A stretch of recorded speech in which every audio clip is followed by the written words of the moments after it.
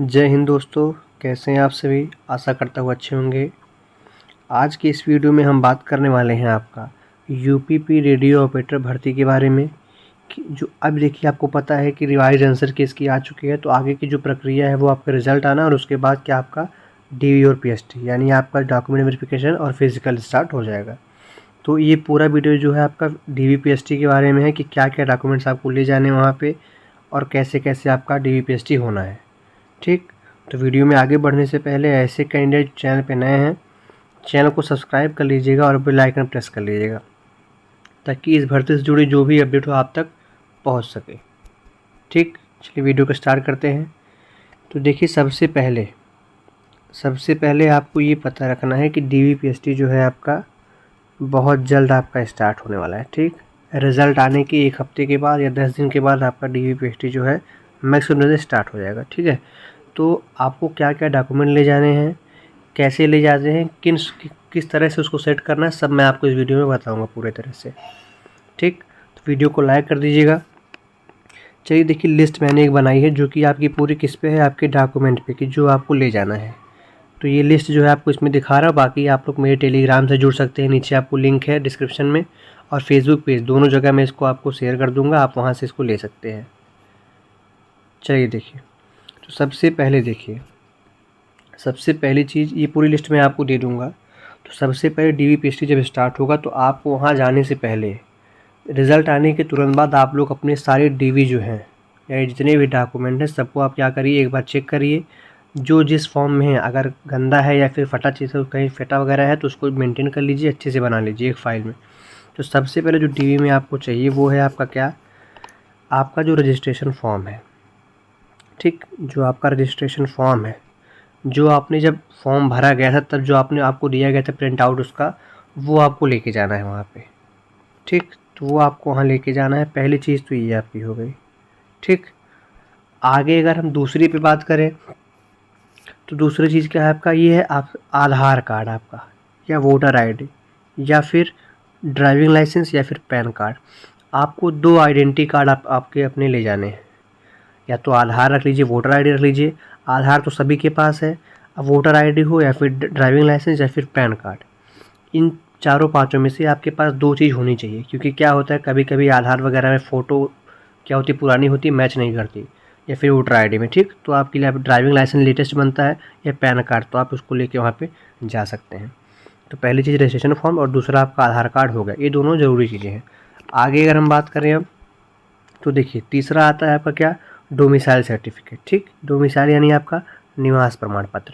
तो आप अगर उत्तर प्रदेश के हैं तो आपके पास डोमिसाइल प्रमाण पत्र यानी निवास प्रमाण पत्र होगा, और उसमें आपको बच्चा आपने फॉर्म भरा होगा तभी भी ये लगा होगा, तो ये आपके पास होगा ज़रूर। तो ये आपको वहाँ पे लेके जाना है। ठीक, निवास प्रमाण पत्र। तीसरा अगर हम बात चौथी पर, अगर तीसरा हो गया आपका निवास प्रमाण पत्र, चौथे पे अगर हम बात करें तो देखिए आपके पास क्या है कि जो EWS सर्टिफिकेट। ठीक, ये सबके लिए नहीं है, केवल वो कैंडिडेट जिन्होंने इसको अप्लाई किया है। ठीक, जो EWS में फॉर्म भरे उनके लिए ये चाहिए। कुछ बच्चों का क्वेश्चन ये है कि सर ये कहाँ से बना होना चाहिए। ठीक, ये आपका अगर उत्तर प्रदेश द्वारा बना है तब भी चलेगा, या केंद्र का बना है तब भी चलेगा। ठीक, EWS सर्टिफिकेट, लेकिन ये ध्यान रखिएगा कि आपका जो डेट दी है फॉर्म में उसी समय का बना होना चाहिए। आपके फॉर्म जब भरा होगा आपने, तो आपने अगर लगाया तो आपके पास होगा। ठीक, उसी वित्तीय वर्ष का, ये जो EWS होता है आपका 1 साल का होता है, आपका 1 अप्रैल से लेकर 31 मार्च तक। तो इसमें 2022 का लगा होगा या 2021 का लगा होगा इसमें जहाँ तक है, तो आपको वही चाहिए EWS। ठीक, तो आप बनवा सकते, आपके पास होगा, बनवा सके नहीं, आपको ये उस जब फॉर्म भरे तो इसका आपका नंबर उसमें एंट्री किया होगा जो आपका EWS होगा, तो वही आपको लेके जाना है। आगे अगर हम बात करते हैं तो आपका चौथा पॉइंट 5वें पे क्या आता है, देखिए इनकम सर्टिफिकेट। ठीक, इनकम मतलब आपका आय प्रमाण पत्र। ठीक, ये सिर्फ किसके लिए है, OBC और SC ST और अदर के लिए। जनरल वालों के लिए जो है ये नहीं अप्लाई है, जनरल वालों के लिए आय प्रमाण पत्र कोई ज़रूरत नहीं है। ठीक, 5वां यानी आपको ये लेके जाना है। आगे अगर हम बात करें EWS वालों के लिए भी चाहिए आय प्रमाण पत्र, लेकिन केवल किसके लिए, जनरल वालों के लिए जो है आपका वो नहीं चाहिए, ये ध्यान रखें। आगे अगर हम बात करें छठे पॉइंट पे आपके, तो देखिए कास्ट सर्टिफिकेट। ठीक, छठवा आपका क्या है, कास्ट सर्टिफिकेट। कास्ट मतलब क्या है आपका जात प्रमाण पत्र। ये भी देखिए जनरल वालों का नहीं लगता है, ठीक। कास्ट जो है ये जनरल वालों का नहीं लगता है और सबका लगता है, ठीक। तो आप इसको भी देख लीजिएगा जिसके पास है। वैसे तो ये सब चाहिए आपको, अगर आपका मिस हो गया या फिर कहीं नहीं आपके पास मिल नहीं रहा है तो आपके पास नंबर होगा, आप उसको फिर से प्रिंट आउट करके निकलवा सकते हैं उसको, ठीक। इसके बाद अगर आगे हम बात करते हैं तो आपका देखिए क्या है, 7वें पे क्या आ रहा है आपका OBC SC ST सर्टिफिकेट, ठीक। ये केवल उन्हीं का चाहिए जो OBC हैं या फिर SC ST हैं, क्योंकि वो आरक्षण लेते हैं तो इसलिए उनका सर्टिफिकेट चाहिए OBC का, SC ST या फिर रिजर्वेशन सर्टिफिकेट, ठीक। तो ये आपके पास होना चाहिए ज़रूर, अगर आपने लगाया है तब। अगर आपने नहीं लगाया है तो कोई बात नहीं, लेकिन अगर लगाया है और आपके पास है तो आपको ये ले जाना अनिवार्य है, ठीक। आगे अगर हम बात करते हैं तो देखिए आपके पास क्या आ रहा है कि लास्ट और सबसे मेन पॉइंट, ठीक। ये आपका क्या है देखिए कि आपका ये जितने बच्चे वर्कशॉप वाले हैं तो देखिए आपका क्वालिफ़िकेशन जो मांगा था 10th पास मांगा था, ठीक। वर्कशॉप वालों के लिए वर्कशॉप, ठीक। तो आपको 10th पास की आपकी मार्कशीट लेके जानी है और डिग्री उसकी सनद जो बोलते हैं, ठीक। वैसे जहाँ तक क्या है कि आप मार्कशीट के पीछे ही आपका जो है वो डिग्री लगी हुई आती है तो उसी में होगा, ठीक। तो 10th की मार्कशीट चाहिए वर्कशॉप स्टाफ वाले के लिए। आगे अगर हम बात करें असिस्टेंट ऑपरेटर के लिए तो उनके लिए 10th और 12th का रिज़ल्ट, ठीक। मेन क्या था आपका 12th का रिज़ल्ट, 10th का भी लेके जाइए। 12th में क्या, क्योंकि इसमें PCM मांगे यानी फिजिक्स और मैथ्स मांगा गया है तो आपको 12th का रिज़ल्ट ले जाना अनिवार्य है।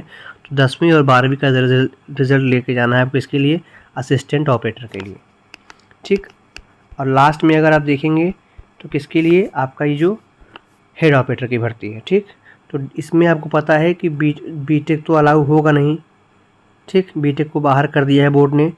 अब आपका रिज़ल्ट वो भी आ जाएगा, बोर्ड का जो जजमेंट होगा वो भी 8 तारीख को आ जाएगा हाई कोर्ट का, तो उसके बाद भी देख लीजिएगा जैसा होगा। तो जहाँ तक है अभी तो नहीं है बीटेक, तो जितने बच्चे उनको क्या अपनी जो डिग्री एंड डिप्लोमा की मार्कशीट लेके जानी है और बाकी जो डॉक्यूमेंट इससे रिलेटेड है वो आपको वहाँ पे लेके जाना है। ये सब कंपलसरी जो आपको चाहिए, ठीक। बाकी ये जो लिस्ट है आपको मैं आपको टेलीग्राम पे दे दूँगा।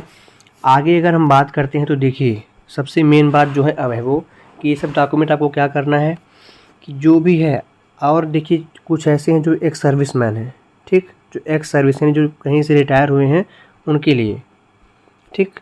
तो क्या करना है आपको, उनके लिए क्या है, उनका नो ऑब्जेक्शन सर्टिफिकेट यानी NOC मिलती है वो लेके उन्हें जाना है, ठीक। यानी कार्य निर्वहन जो मिलता है कि हाँ आप वहाँ से रिटायर हुए, जो भी है आप NOC आपको लेके जाना होगा, ठीक। अब मेन बात जो आपकी क्या है कि एडमिट कार्ड आएगा आपका, DVPST के लिए एडमिट कार्ड आएगा तो ये आपको लेके जाना है, ठीक। एडमिट कार्ड हो गया। अपने साथ में आप अपनी फ़ोटो रखिएगा, ठीक। फ़ोटो भी लेके ज़रूर जाइएगा। फ़ोटो कितनी, आप कम से कम 8 से 10 फ़ोटो लेके जाइएगा, ठीक। फ़ोटो आप अगर जो उस टाइम की थी वो है तो भी ठीक है, और नहीं है तो आप लेटेस्ट फ़ोटो अपनी खिंचा के अपने पास रख सकते हैं, वो भी लेके जा सकते हैं। तो फ़ोटो आपको लेके वहाँ पे जाना है, ठीक। आगे अगर हम बात करें फिर आपके पास आपको मेन बात क्या ध्यान रखनी है कि जितने भी डॉक्यूमेंट हैं ऊपर जो मैंने बताया आपको सबको आपको देखिए, एक तो आपकी मूल प्रति होगी जो ओरिजिनल है वो लेके जाना है सबको, ऐसा नहीं है केवल फ़ोटोकॉपी लेके जाइएगा। जितने भी डॉक्यूमेंट हैं सब आपको ओरिजिनल चाहिए, ठीक। आपको सारे डॉक्यूमेंट जो हैं वो आपको कैसे चाहिए, ओरिजिनल लेके जाने हैं वहाँ पे। तो ओरिजिनल डॉक्यूमेंट चाहिए आपको, इसको ध्यान रखिएगा कि ओरिजिनल डॉक्यूमेंट और साथ में आपको क्या है इसकी फ़ोटोकॉपी। और मेन बात देखिए ध्यान रखिए, जो फ़ोटोकॉपी कराइएगा वो कम से कम आप 2 से 3 प्रति कराइएगा, 2 से 3 कॉपी, ठीक। अनिवार्य, क्योंकि कभी कभी क्या होता है फ़ोटोकॉपी मिस हो जाती है, आप कहीं दिखाने गए गिर गए या कुछ हुआ तो आप उस समय अपना एडजस्ट कर सकते हैं कि आपको 2 से 3 कॉपी लेके वहाँ जाना है। वहाँ ये सब नहीं रहेगा कि आप दौड़ के कराएंगे फ़ोटोकॉपी या कुछ आगे, ठीक। तो आप जो भी फ़ोटोकॉपी कराइएगा 2 से 3 प्रिंट लेके जाइए ताकि आपको वहाँ कोई दिक्कत ना हो। तो सारी बातें हमने आपको बता दी है कि एडमिट कार्ड आएगा आपको वो रखना है अपने पास, और जो लिस्ट है मैं आपको टेलीग्राम में शेयर कर दूँगा, एडमिट कार्ड और फ़ोटो अपनी निकलवा लीजिएगा। फ़ोटो 8 से 10 फ़ोटो अपने साथ लेके जाइएगा, ठीक। बाकी और अगर कोई जानकारी होती है, अब देखिए रिज़ल्ट के लोग कि बहुत मतलब बहुत जल्दी है, ऐसा नहीं है कि रिज़ल्ट बहुत टाइम लगेगा, क्योंकि UPPRB क्या करता है कि जैसा भी होता है आपका रिज़ल्ट के रिवाइज्ड आंसर की के ठीक, तुरंत बाद आपका रिज़ल्ट जारी कर देता है। तो ये उम्मीद है कि 8 तारीख से पहले या फिर चाहे जब, अब आपके पास कोई एग्जैक्ट टाइम नहीं है, आज भी आ सकता है, कल भी आ सकता है, चाहे जब 8 तारीख से, यानी 1 हफ्ते के अंदर आपका रिज़ल्ट देखने को आपको मिल जाएगा। तो आप बिल्कुल अपना डॉक्यूमेंट सब तैयार रखिए, उसके बाद टाइम नहीं मिलने वाला है। ठीक, और कोई क्वेरी है आपकी में, कुछ समझ में नहीं आ रहा है, तो आप मेरे इसमें कमेंट कर सकते हैं, या फिर टेलीग्राम ग्रुप में आप जुड़ के आप वहाँ आपसे क्वेरी पूरा क्लियर कर सकते हैं, अपना डाउट जो है। ठीक, तो वीडियो को शेयर करिएगा, लाइक करिएगा और चैनल को सब्सक्राइब करके रखिएगा, ताकि कोई भी अपडेट होगी इस भर्ती से संबंधित हम आपके बीच में शेयर कर देंगे तुरंत। ठीक, चैनल को सब्सक्राइब जरूर करिएगा। टेलीग्राम का लिंक आपको इसके डिस्क्रिप्शन बॉक्स में दिया गया है, आप वहाँ से आके जुड़ सकते हैं। ठीक, धन्यवाद।